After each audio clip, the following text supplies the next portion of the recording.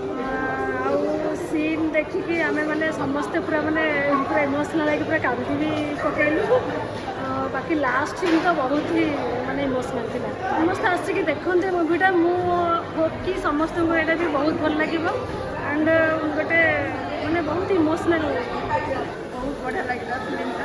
ବହୁତ ବଢ଼ିଆ, ମାନେ ବେସିକାଲି ମାନେ ସସ୍ପେନ୍ସ ବି ଥିଲା ମୁଭିରେ, ଇମୋସନାଲ୍ ଇମୋସନାଲ ବି ମୁଭିରେ ଥିଲା।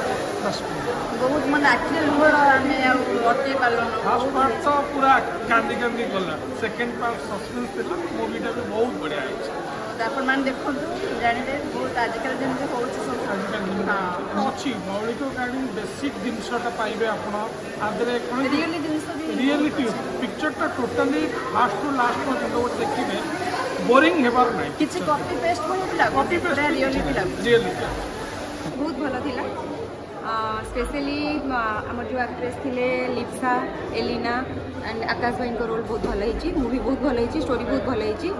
ଆଉ ଇଣ୍ଟରଭାଲ୍ ପରେ ଯେଉଁ ଷ୍ଟୋରି ଗୁଡ଼ା ଫିଲ୍ମର ଏଣ୍ଡିଙ୍ଗଟା ବହୁତ ସୁନ୍ଦର ହେଇଛି। ଷ୍ଟୋରି ଲାଇନ୍ ବହୁତ ଭଲ।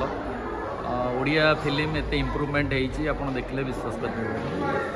ମ୍ୟୁଜିକ୍ଠୁ ଆରମ୍ଭ କରି ଆପଣ ଯେକୌଣସି ଆଙ୍ଗେଲରୁ ଦେଖିବେ, ସେ ସବୁ ଆଙ୍ଗେଲରୁ ମାନେ ଫିଲ୍ମଟା ବହୁତ ଦୃଷ୍ଟିରୁ ଭଲ ହେଇଛି।